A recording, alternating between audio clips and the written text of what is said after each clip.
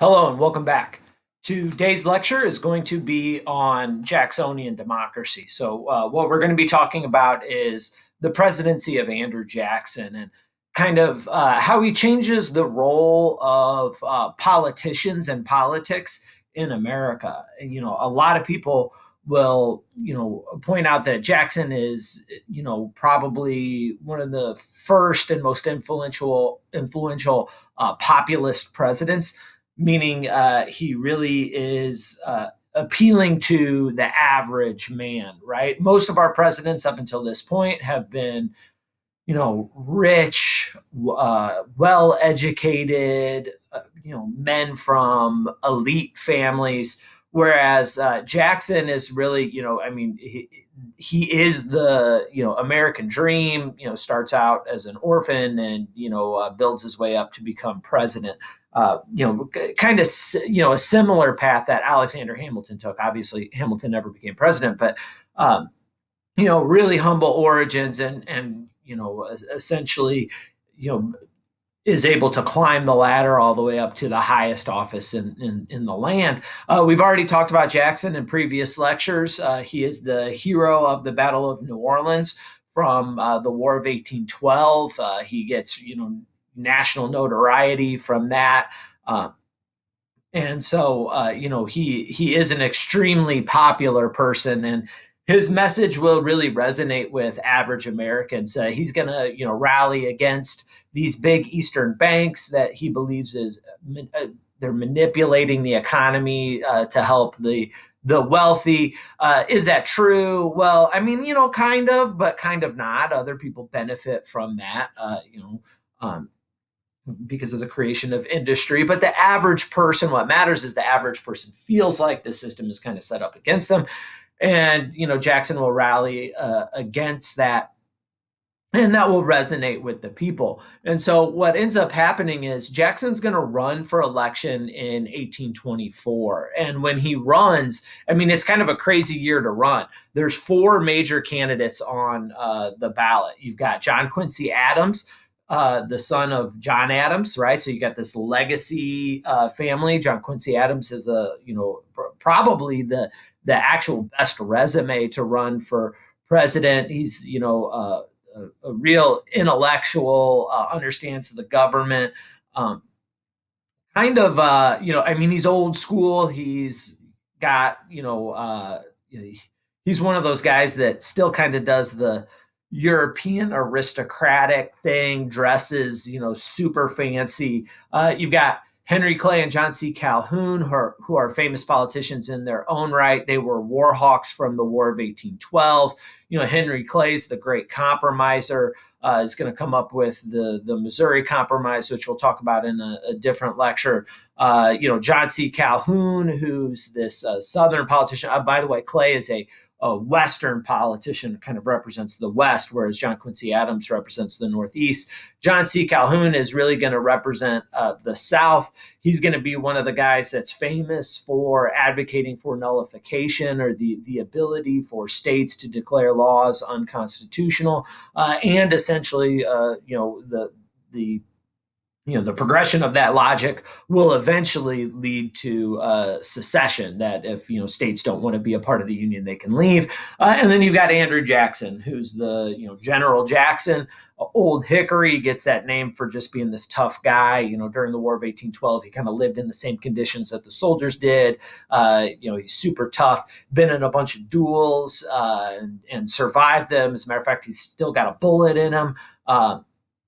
That's why he gets the name Old Hickory. Again, Western politician, but really runs as a man of the people and somebody that will buck the system. Well, Jackson actually wins, and so this is an interesting thing in our politics. We have a system of checks and balances that really is designed to keep our system from being oppressed by the majority. Right. And so you don't just have to win popular votes. You got to win by margins, and the Electoral College plays into this. So Jackson wins, but he doesn't reach the threshold of Electoral College votes to become the president. Nobody does. right? And so because of that, the 12th Amendment is going to step in and provide for how that gets resolved. Well, it goes to the most democratic branch, because again,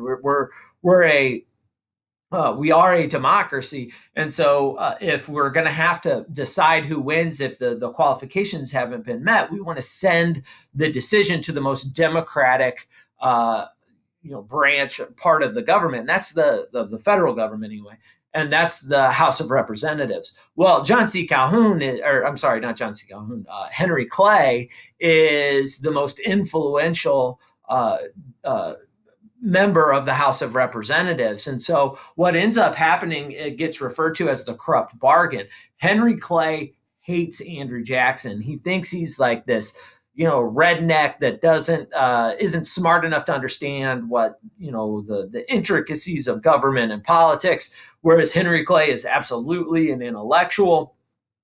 And so they hate each other. And so there's no way that Henry Clay is going to allow Andrew Jackson to become president. And so what ends up happening is referred to as the corrupt bargain. Essentially, Henry Clay, who knows he can't win, he's not going to be president, sits down in a back room that's kind of, closed off, and, cuts a deal with John Quincy Adams. That deal is referred to as the corrupt bargain. So House of Representatives has a vote. No doubt about it, Henry Clay is going to be able to swing that vote because of his control over Kentucky and his influence in the House of Representatives. And they swing the vote towards Adams, who was not the one that actually got the most votes. Then, and this is why it's viewed as corrupt, Adams then makes Clay the Secretary of State. And this is super important, because what you have to understand is that at this point in history, the vice presidency is like useless. Like today, we think of the successor to the president as the vice president. Well, that wasn't the case in the early 1800s. It was the Secretary of State who was best positioned to run for office. And so, in the next election. And so this is the most important job that the president has to appoint, politically speaking anyway. And so Clay becomes Secretary of State, and Jackson flips out, right? I mean, he is a true democracy. He is give the people what they want. I got the most votes. I should be president. And then all of a sudden, these elites, right? John Quincy Adams from this elite family, Henry Clay, who's the most established politician in America, get together behind closed doors, and these two guys get to decide who's president. He is super upset.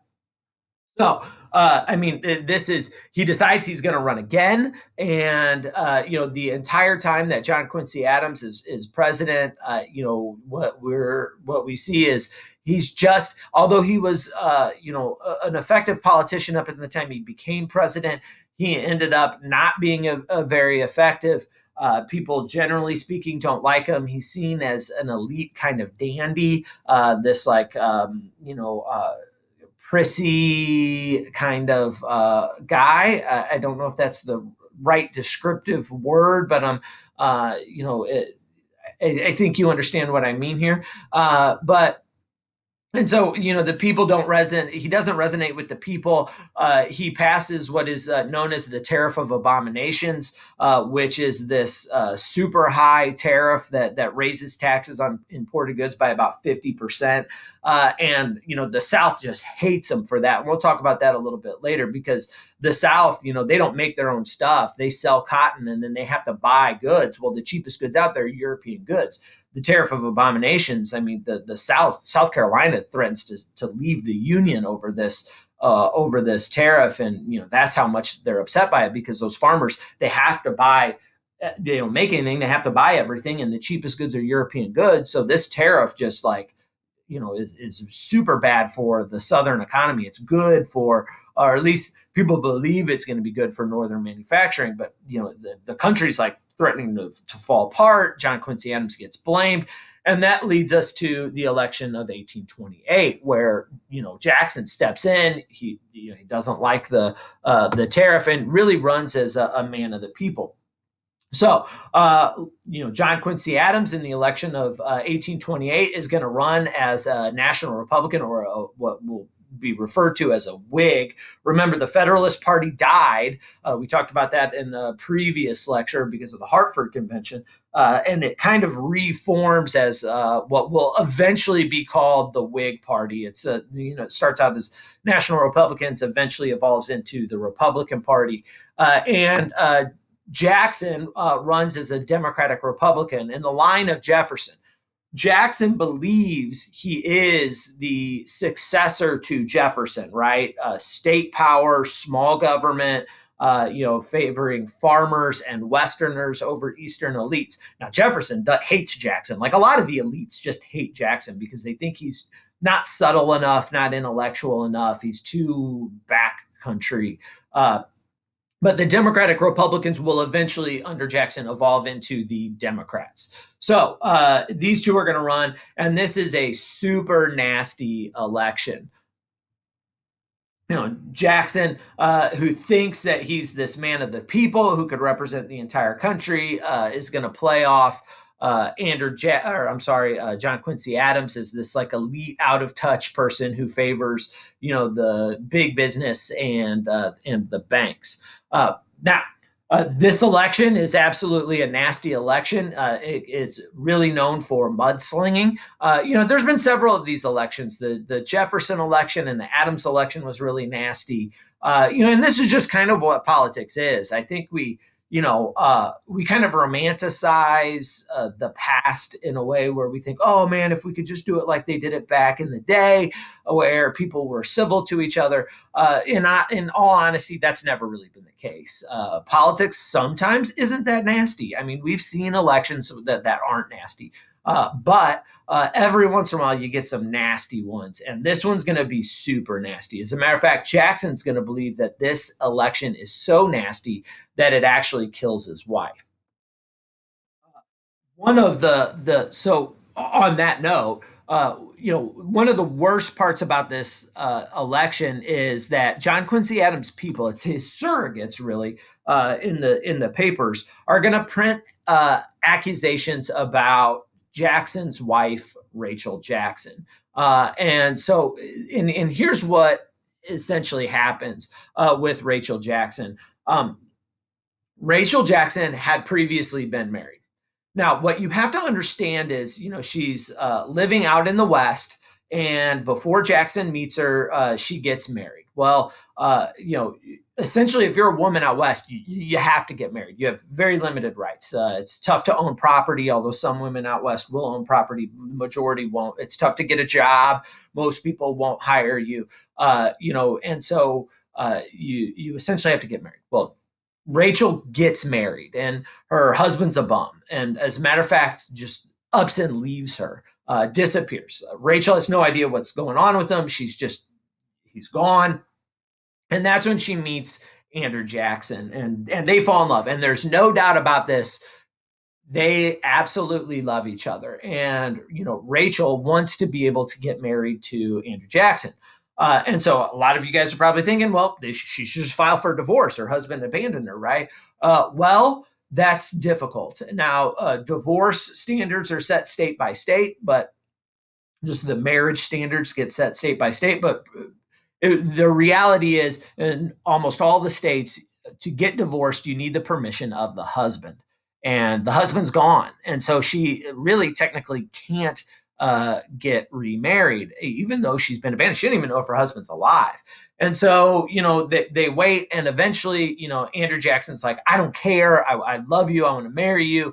And, they flee to another state. They get married in that other state and come back.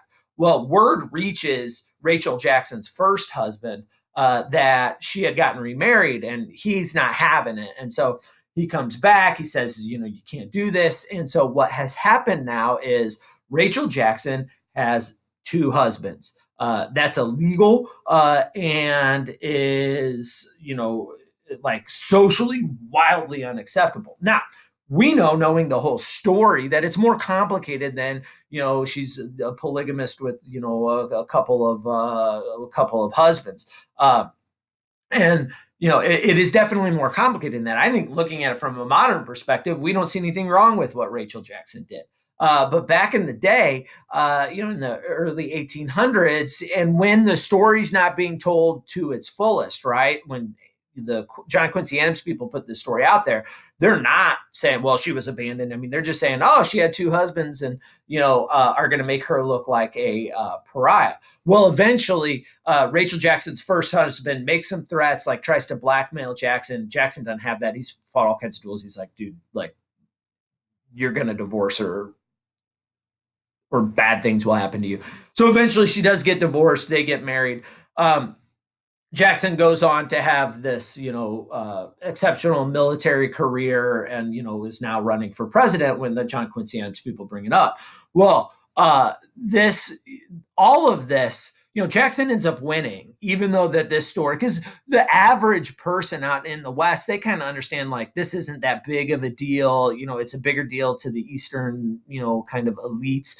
And Jackson, because of his popular sport, is actually going to win. But the problem is this: Rachel Jackson is now terrified of going to Washington, right? When she goes to Washington, society in Washington is going to just kind of just scorn her. There, everybody's just the newspapers are going to print terrible stories about her. I mean, just imagine that, like we see that kind of today with cyberbullying, right? Like, oh, like something happens to you that, maybe, before social media would have been ignored or whatever, but now it becomes this huge deal. Well, Rachel Jackson's like right in the middle of that tempest, right? I mean, it's the newspapers are printing all these stories about her, and she's terrified, and then she dies.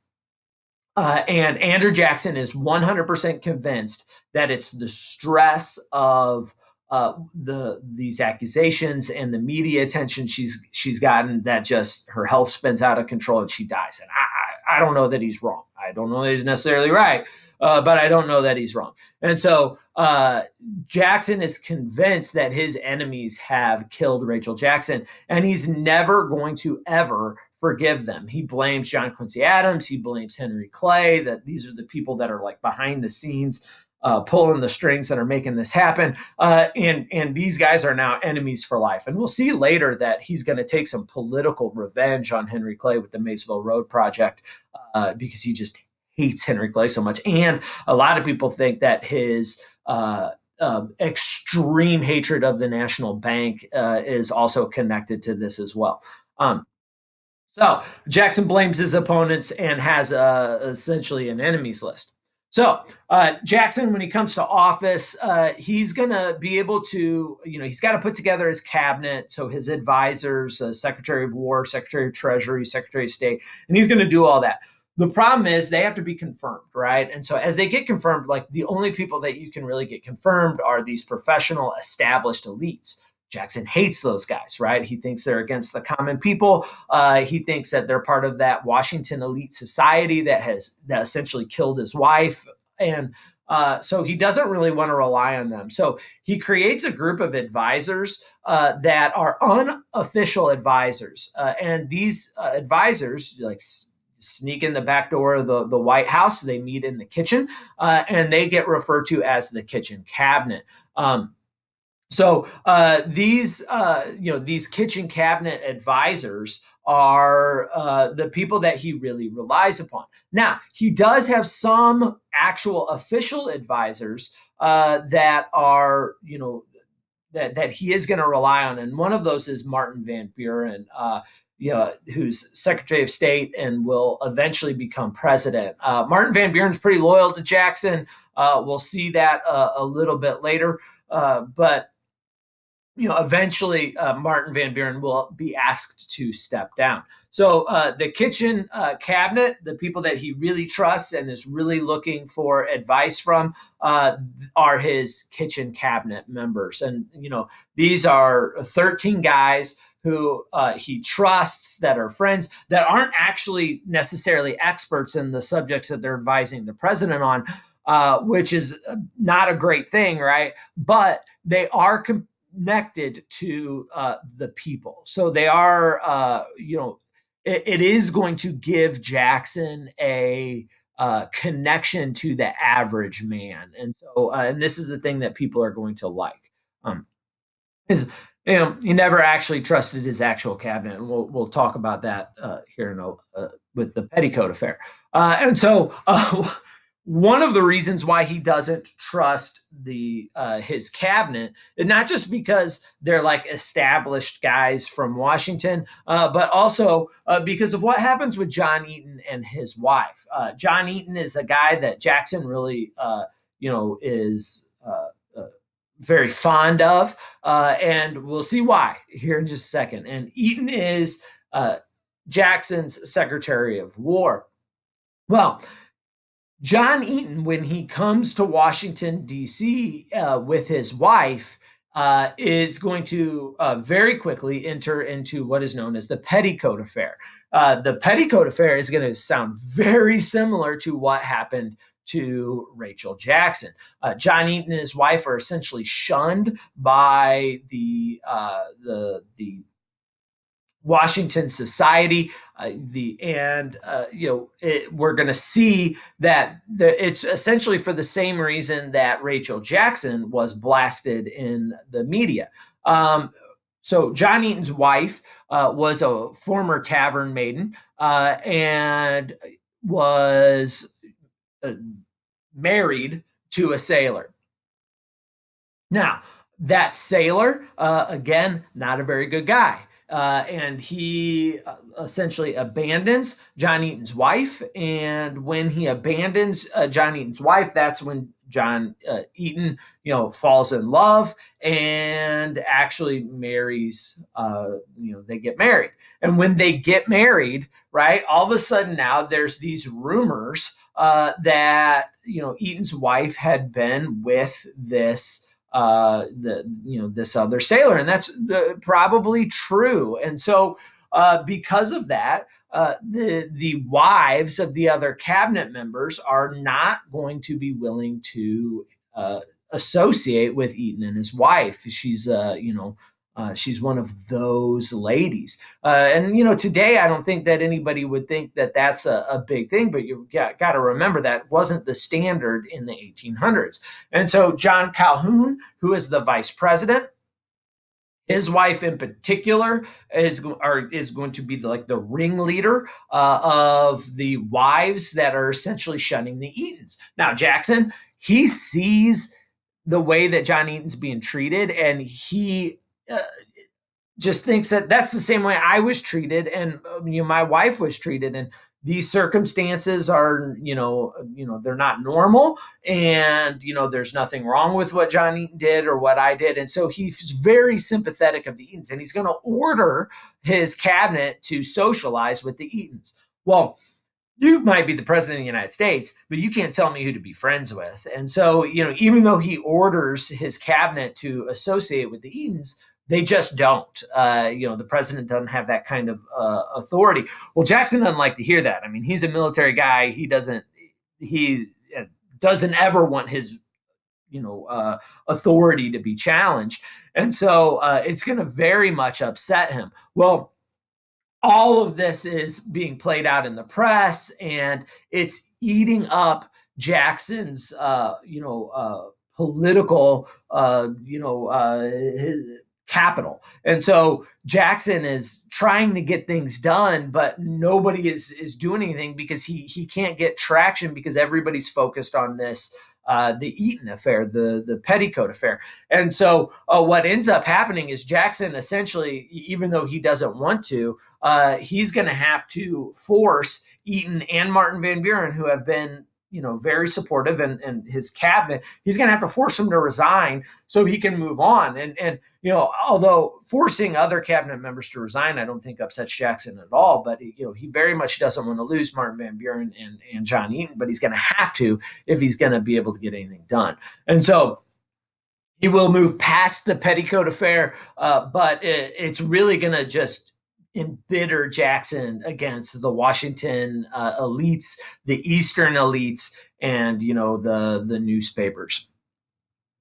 So when Jackson comes into office, one of the things that he's going to do is he's going to really establish what is referred to as the spoil system.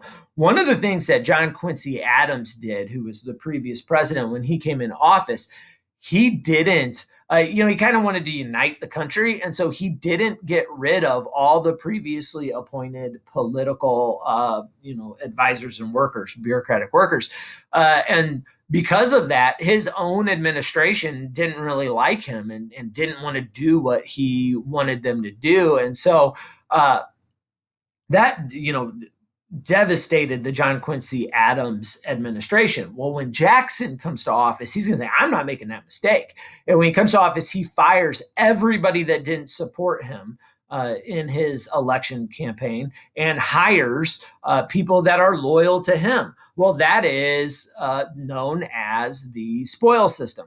Jackson gets rid of about 10% of the federal employees and the ones that are loyal to Adams, and puts his own people in place. And this is a problem. Because it sounds like, well, yeah, of course he's going to appoint his own guys, but there's no rules about who you appoint. Presidents still do that today, right? When you come to office, you put the top people in power that are loyal to you to make sure you can get your agenda done. And that's not undemocratic. That's just what you have to do to get your agenda through. And you got elected to get your agenda through. But today, there are rules and regulations about being qualified for the position you get appointed to. And so, if you're going to be, a bureaucrat in the Treasury Department, you have to understand the economy and taxes and things like that. Well, back in 1828, that's not the case. Jackson just appoints people that are loyal to him that aren't exactly experts, and that's going to be a problem, right? I mean, that can lead to corruption and all kinds of ineptitude and all kinds of bad things. So. He believes, though, because remember, he's a populist. He really believes that you should, as much as possible, fire people from government and get new people in, because that makes the government more democratic, and it gives the common man more ability to have a say in their government. That is true. And that is good as long as those people are experts at what they're being appointed to do. If you're just firing people to fire them to get new blood in, that new blood needs to be qualified new blood. And so there's pros and cons here, right? It's definitely making the government more representative of the people, right? But it is also potentially making it less efficient and more corrupt. So you got to ask yourself, what's more important to you? And there's no right answer there, right? That life is complicated. Solutions are never easy. And anybody who tells you they are is lying to you for, a political agenda. So he thinks regular turnover will be less corrupt. He also thinks it's going to be less inefficient, that you can get new blood in there. They're going to work harder. That works out not to be the case. But he believes it. Right. It did not lessen corruption. It did not lessen inefficiency, and ultimately sets up a system that is going to be abused in the future until we start to pass laws with our civil service system that requires that people be qualified to do these jobs. And we'll talk about that in future lectures. So one of the first things that Jackson has to deal with during his presidency is the tariff of abominations. Already talked about this briefly. Tariff of abominations was passed during John Quincy Adams' administration, but it didn't get enacted until Jackson's administration. And so the actual name of this tariff is the Tariff of 1828. And it's taxing imported goods up to 50%. The idea is it discourages imports. It makes people more likely to buy American, right? So it's only taxing imported goods. Things are coming from other countries. So imagine a situation where, let's just say, a hammer. America makes hammers, and so does Great Britain. But because Great Britain industrialized much sooner than America, they've made hammers so efficiently that they can sell a good quality hammer for $1. Now, the Americans that make hammers, we haven't industrialized as quickly. We can't make things as cheap as Great Britain can, but we can make a decent quality hammer for $2. Well, which hammer are you going to buy? Well, I'm going to buy the cheaper hammer. I mean, it's just like, I would love to buy American today. That's great. I'd love to support jobs here. But when I go to Target and I got to buy a lamp, the reality is I'm going to buy the cheapest one I can that I can tolerate. And so if that comes from some other country, fine, and that's what people do. They have to make the best economic choice for themselves. So knowing that, what a tariff does is if you want to make people buy the American hammer, what you do is you place a $2 tariff on British goods, which means, or British hammers, which means that British hammer now costs $3 and the American hammer costs $2. Which hammer are you going to buy now? You're going to buy the American hammer, right? Now, that is good and bad, right? We're in the middle. Our president today, there's tariffs going on with China that are going on today. The reality is this. For the most part, we agree that tariffs probably aren't the best thing. But there is good and bad, right? And let's talk about it. Well, the good thing is, right, we now have more people buying American hammers, which means the American hammer industry is going to be able to make some money, which means they're going to expand. They're going to hire more people, and they're going to reinvest in their business, which means they're going to be able to make things more efficiently. And maybe at some point the price of hammers will drop, and maybe there's no guarantee of that. So that's good for businesses, right? It can be good for businesses. The problem is, who's it bad for? Well, it's bad for people who buy hammers because you used to be able to get a hammer for $1, and now you got to pay $2 to get a hammer, right? So that, when you have tariffs, it helps businesses, and it'll help some poor people because some poor people will get jobs at hammer factories. But all of the other poor people or people that are relying on hammers, all of a sudden now hammers got twice as expensive. And so in this context in 1828, who it's really going to upset is the South. Because the South, they don't make hammers, right? So the only people benefiting from this, in their view, are people in the North that are building hammers. And it's not just hammers, it's nails and all other British goods, right? But they view it as, well, we don't make any of that stuff down here. We only buy it. And so all of a sudden now, buying cheap goods has gone out the window. Everything just got twice as expensive, which is almost like taking a 50% pay cut, right? I mean, if you're making the same amount of money year after year, but prices double, that's a 50% pay cut. And so the South is going to be outraged by this. The North also, the benefits to this are small enough that not everybody in the North actually likes these tariffs either. And so it ends up becoming very controversial. So good for Northern manufacturers, bad for anybody who buys hammers. And in this case, or imported goods in this case, because it's not just hammers, it's bad for the agricultural South. All right. South Carolina is so mad about this that they are going to, sorry about this. I don't know how to stop these overstock, like stops.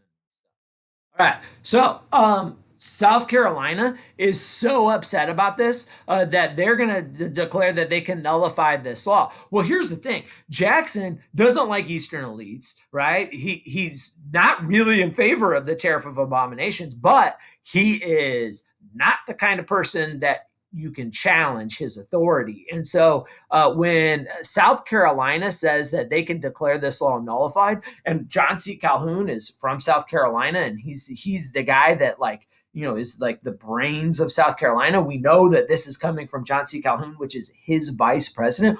Ooh, he's mad. He's real mad. And so Jackson just says, look, I don't really, he said quietly to himself, he says, I don't really like this either, but you can't tell me that I can't do it. And he essentially threatens to send troops and threatens to hang John C. Calhoun from a tree outside the White House. I mean, we think that some modern presidents say some crazy stuff sometimes. I mean, like, this guy's threatening to kill his own vice president, so much so, and John C. Calhoun believes it. He skedaddles, right? I mean, like, this is like, man, we think modern politics is rough, right? And so he's going to declare the law. They're going to say that they can declare the law null and void. There's talk about secession or potentially leaving the union. Now, eventually, what will happen is that there'll be a compromise, and the tariff will slowly be dialed back. That's going to be enough to bring the South back into the union. But here's the thing: we're talking about, we think that the Civil War just kind of, Abraham Lincoln got elected and the South was like, nope, you're going to end slavery, we're out. It's not that simple. It's very complicated. And this is, the second time we have talked about in these lectures so far where the South is like, no, we'll leave the Union. And the states in the North, Connecticut, talked about potentially leaving the Union during the Hartford Convention. I mean, like, this is not something that happens overnight. It's a slow build, and it's not just slavery, although the Civil War was about slavery. I mean, like, yes, right? But it wasn't just about slavery, right? There's this long history of people in the South believing that the North is taking advantage of them. And the Tariff of Abominations is a primary example that it's not just slavery that the South feels is being threatened. It's also their economic way of life because of tariffs and the threat that U.S. manufacturing presents to the Southern way of life. So, all right, now the other thing that Jackson is really known for is his vetoes. Again, he doesn't believe in a super powerful federal government, and so every time Congress passed a law that he didn't like, veto, veto, veto, veto. Which is essentially, a power that the president has to declare a law, invalid and not have it actually pass unless you can overcome the veto congressionally. And so Jackson's able to issue more vetoes than any other president. One of the most famous is going to be the Maysville Road veto. And again, he's saying he's doing this for the common people. And he's tired of Congress, spending taxpayer money on these pet projects for powerful congressmen, right? He said, that's not good for the common man. This is favoring the powerful, the elites. And one of those projects is the Maysville Road. Well, that is a road within Kentucky that benefits Kentucky. And federal taxpayers, from all across the country would essentially be paying for this road in Kentucky, right? And Jackson says, well, that's not fair. He says that's not fair that taxpayers in, Tennessee and New York and Georgia are paying for a road in Kentucky. Now, it's not simple. It's also a road in Kentucky that, benefits one politician in particular, one that Jackson hates, and that is Henry Clay. And so, a lot of historians believe that this really isn't about the idea that, taxpayer money is being spent to favor one particular state. There's other bills that have been passed that have favored other states that Jackson didn't have a problem with. This one in particular, he does. And a lot of historians point out that probably had more to do with Clay than anything else. But Jackson's going to sell it to the people as this is favoritism. It's Eastern elites, which is Clay, even though it's helping Kentucky, which is not an Eastern elite. But it's these powerful Washington insiders that are spending the people's money to enrich their friends and their business partners. And so he's going to veto it. And he's going to say, if Kentucky wants a road, they should pay for it themselves. And the people are going to support that. They're going to say, yeah, that makes sense. There have been other states that have built these massive road projects all throughout the Union and that have paid for it on their own. And so the precedent has kind of been set that, precedent has been set that states should pay for these things themselves. And so, Jackson vetoes it, and people are going to really appreciate it. And so, the states in particular that have done built their own roads are Pennsylvania and New York. They didn't want to pay for it, and so they'll be happy that this thing gets vetoed, right? The South, they're going to be happy that this Maysville Road project gets vetoed because that money, there's no income tax yet, right? That's the 16th Amendment. We're quite a ways away from that. It's progressive era, and so the money to pay for this road is going to come from tariffs that are essentially going to tariffs and excise taxes. So this like sales taxes and taxes on imports that hurts the South, right? So a lot of different parts of the country are going to be happy that this gets vetoed. Now, to be honest, though, and like I said previously, this kind of spending is called pork barrel legislation, and Jackson says he's against it. And, he says that, hey, look, the common man just, doesn't like this kind of thing. But he's going to allow all kinds of other pork barrel legislation that help his party and his friends. And so there's some inconsistencies here for sure. Right. Jackson, again, with the spoil system, really does insist that people be loyal to his party and specifically to himself as well. All right. Now, one of the things that Jackson is most known for is going to be his stance on the bank. Jackson hates the bank. He thinks that a couple of things. One, he thinks that a national bank that is where the federal money goes into, and he thinks that it favors northern manufacturing and eastern elites, and so over the common person, the western settler, the southern farmer, and so he doesn't like it because of that. And so and to be honest, a lot of the loans that come out of this national bank are going to go towards manufacturing, the building of an industry, which is actually, we need that if we're ever going to build up our economy, help create a middle class for sure. But it does kind of favor one region of the country over another. Jackson just doesn't like that. And so, he hates the bank for that reason. He also hates the bank because there's foreign investment in the bank, and he believes that that foreign infiltration is being manipulated to, and extracting wealth from kind of the average guy in America and shipping it overseas. He would rather banks be small and local. And so that way it's more likely to help the Westerner, the Southerner, the common average man. And, and there's truth in that too, right? I mean, it would make, the availability of loans kind of more geographically diverse. He also hates the bank because he hates the guy that runs the bank. And remember, for Jackson, like all politics are personal. And if he doesn't like the guy, if he thinks that you're his enemy, if you said bad things about him or his wife or his friends, he will take that out on you politically. And so that's another reason why Jackson hates the bank. Again, the guy that he hates is Nicholas Biddle. Is representative of these Eastern elites, these rich and powerful people that are using the bank to make them and their friends rich. He thinks that the bank is responsible for the panic of 1918. He thinks it's hurting the economy, by who it gives loans to, who it withholds loans from, and its investments. And so the charter for the bank expires in 1836. But Henry Clay, Daniel Webster, Daniel Webster, both guys who are Westerners, decide that they want to recharter the bank and to allow it to exist again.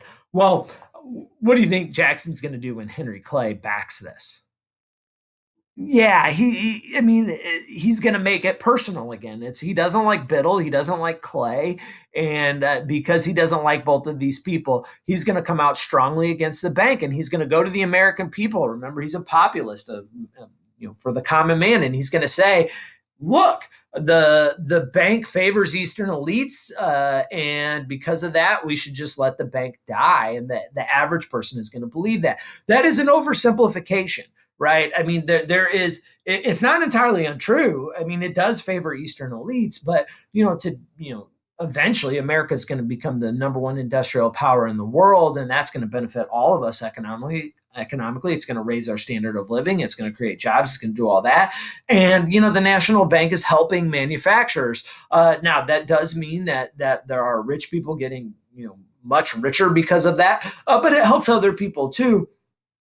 But Jackson leaves that part of it out and just talks about, look, it's making the rich richer, and that because it's benefiting them, it must be hurting poor people. That is an oversimplification for sure. Not entirely untrue, but not entirely true either. At the end of the day, Jackson is able to sell it to the people, right? He convinces that the bank was against the people, and he's going to win support from that. And so Jackson vetoes the bank, but then does something really kind of shady and something that I don't think he really has the power to do.